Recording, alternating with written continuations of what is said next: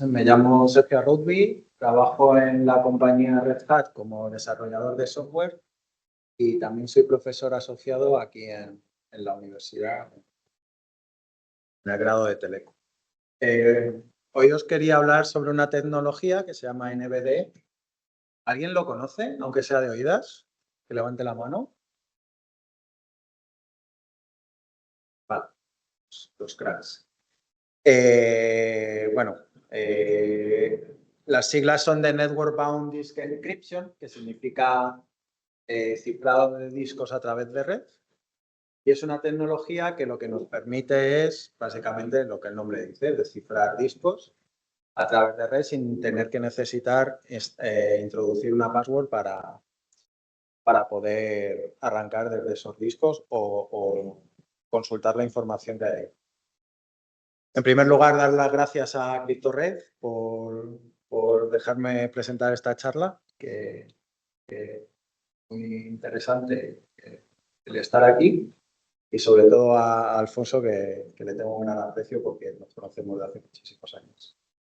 Bueno, la agenda. Os daré simplemente una breve introducción, luego explicaré quiénes son o qué son Tank y Clevis, que son los paquetes de software involucrados en esta tecnología, una breve pincelada de cómo se configura y muy ligeramente las ventajas de uso de esta tecnología frente a otra que hace algo similar. Y luego tendremos tiempo para preguntas.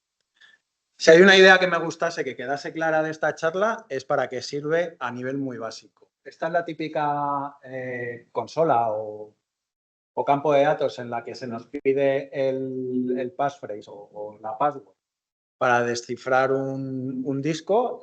Normalmente esto se hace a través de una tecnología que se llama LUKS y lo que nos permite NVDE es es una tecnología open source que lo que te permite es hacer este tipo de descifrado de forma automática para versiones tanto LUKS versión 1 como LUKS versión 2. ¿Por qué? Pues porque hay sistemas en las que no se puede actuar manualmente. Por ejemplo, una estación base que tiene un disco para guardar la información que sea, etcétera, etcétera. O sea, hay un montón de sistemas que no son atendidos y esta tecnología nos permite tener el disco cifrado, pero que ante un rearranque o cualquier incidencia, pues los sistemas rearranquen sin tener que actuar sobre ellos. Es una arquitectura cliente-servidor. Os hablaré de Clevis, que es el software que corre en el cliente, y de Tank, que es el servidor como tal. Y normalmente esto funciona a través de una red interna porque digamos que el milagro o el proceso, por decirlo de alguna forma, ocurre porque hay comunicación entre cliente y servidor, con lo cual no tiene mucho sentido utilizarlo a través de redes públicas, a no ser que se monte una VPN o algún sistema similar que no permita acceder desde fuera. Todo esto está basado en un intercambio de claves de un algoritmo que se llama McCallum-Riley. Yo no tengo mucha idea de criptografía, yo estoy más en el lado del desarrollo, pero sí que os lo he incluido porque merece la pena un poco saber cómo funciona a nivel básico. Luego, si alguien quiere incidir, pues tengo enlaces sobre cómo funciona esto de forma más detallada. Pero la idea principal es que hay una primera fase de provisioning donde nosotros en el cliente proporcionamos la clave LUKS y se guarda en el disco de cifrado una clave cifrada nueva obtenida a través de la comunicación con el servidor. Esto lo que nos permite es que tenemos una clave que podemos utilizar en el arranque mediante la comunicación con el servidor. De forma que si el servidor no está, nuestro sistema no arrancará de forma automática. Siempre se queda la opción de poder proporcionar la clave de forma manual. Entonces, cuando se produce el arranque, se produce la comunicación entre cliente y servidor, de forma que Clevis o el cliente puede descifrar el disco sin tener que hacer esta intervención manual y simplemente trayendo la información del servidor. Ahora os explicaré un poco más el algoritmo de forma muy básica, pero quiero hablar antes un poco de Clevis. Clevis son los programas que corren en el cliente. Su configuración es a través de JSON Y lo que nos permite es básicamente hablar con el servidor para proporcionar esta tecnología. Internamente, Clevis utiliza un sistema de pins en minúscula, no confundir con el Person Identification Number, sino que son plugins que también sirven para hablar contra otro tipo de dispositivos, como pueden ser TPM2, PKCS11 o SSS. En concreto, este último lo que te permite es definir políticas, digamos, de combinación entre los anteriores. De forma que si tú quieres, por ejemplo, que un disco se descifre trayéndose las claves de servidor y accediendo al chip TPM, pues se puede configurar a través de este pin. ITAN es un paquete de software mucho más sencillo que corre en el servidor, que debería correr en un entorno controlado no público o no accesible desde fuera. Utiliza JSON sobre HTTP para comunicarse con el cliente y está basado en el intercambio de claves que veíamos anteriormente.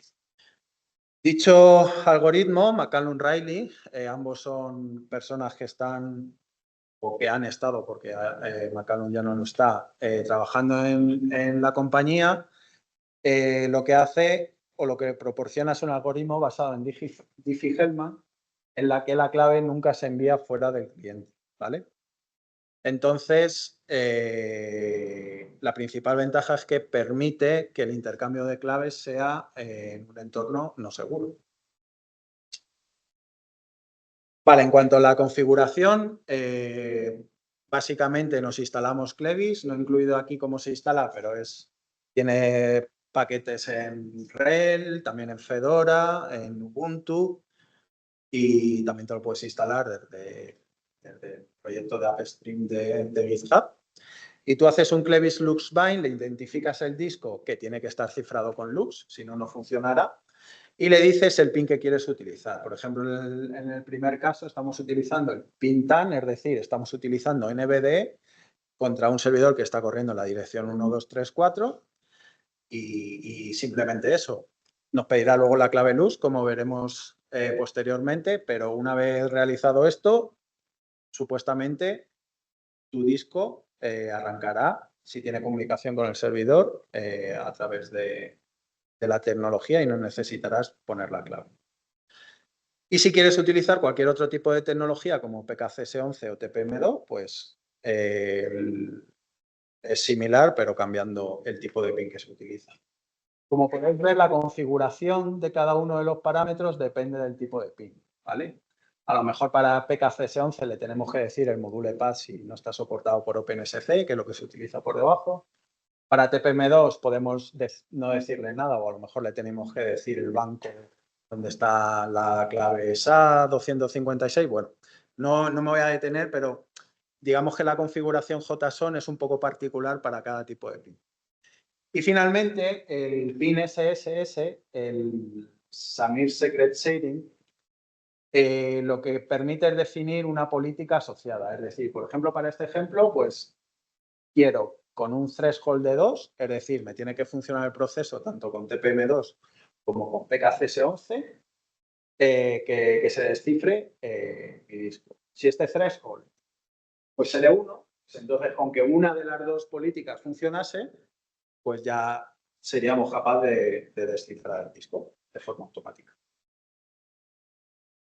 Vale, pues en cuanto al cifrado, al proceso de binding, se nos pedirá la clave Lux maestra porque la necesita para poder grabar la clave nueva que está generando en el disco Lux. ¿Vale? Entonces, simplemente pues tenemos que poner esa clave en el proceso de binding. Y una vez hecho el binding, pues puedes listar para cada dispositivo qué tipos de pins tienes asociados a ese dispositivo. Para eso se hace con un comando que se llama Clevis Lux List. Y para eliminar el binding, pues bueno, en vez de bind, la operación de unbind y nuevamente para borrar de la cabecera de Lux tenemos que proporcionar la clave de Lux. Hay otros comandos, sobre todo el primero es interesante porque te permite chequear el proceso sin tener que hacer un rearranque. Entonces, si tú, por ejemplo, dices, bueno, voy a ver si tengo bien configurado el chipset de TPM2 y lo puedo hacer con Clevis. Pues haces un eco, lo empipas al Clevis Encrypt, lo desempipas o lo vuelves a pasar al comando Clevis Decrypt, y si estás viendo lo que estás metiendo en el eco, significa que tu configuración de TPM2 a través de Clevis está bien hecha.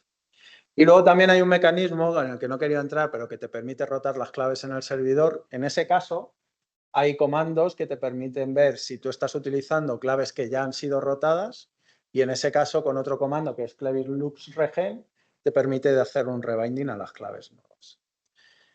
Ventajas principales, hay otra tecnología que hace algo similar que se llama Keyscrow, que te protege tanto de robado de discos como de el robado de un servidor, pero la diferencia es que en Keyscrow sí que te hace falta cifrar el transporte, porque sí que se envía la clave a través de ello. Y bueno, me han dicho que no hable sobre nada de Red Hat, esa parte me la salto, pero sí que es importante que sepáis que para NBD se puede automatizar el despliegue a través de roles de Ansible, lo cual, bueno, pues facilita mucho el tema de instalación en grandes bases, y que está soportado por OpenShift y también por Kubernetes Vanilla. Para el que no lo sepa, OpenShift es simplemente la versión de Red Hat de Kubernetes. Desventajas, el algoritmo de McCallum-Riley no cumple con FIPS, que es una estandarización federal del gobierno de Estados Unidos que es rígida y que se tiene que cumplir para ciertos contratos con el gobierno americano y con sus contratos, con sus subcontratas. Está pendiente de estudiar también el impacto de lo que supone el post-quantum computing. Todavía no lo han evaluado las personas, digamos, que tienen que trabajar sobre ello, y solo está disponible para Linux de momento, y seguirá siendo así durante bastante tiempo, y únicamente está soportado en RHEL y tiene cierto soporte también en Fedora. Y nada, aquí he incluido unos enlaces para que el que quiera profundizar más sobre la tecnología, sobre todo el primer enlace, es un artículo que describe mejor todo lo que es el intercambio de claves, los nodos que están involucrados, cómo es el proceso de rotación de claves, etc. El segundo y el tercero simplemente son guías paso a paso para que veáis cómo se configura y cómo se despliega con Ansible. Y bueno, links a los proyectos open source Clevistar y al operador de NVDE de OpenShift. Y nada, si os gusta el tema del open source, pues os animo a contribuir a ello. Y nada más, si alguien tiene alguna pregunta.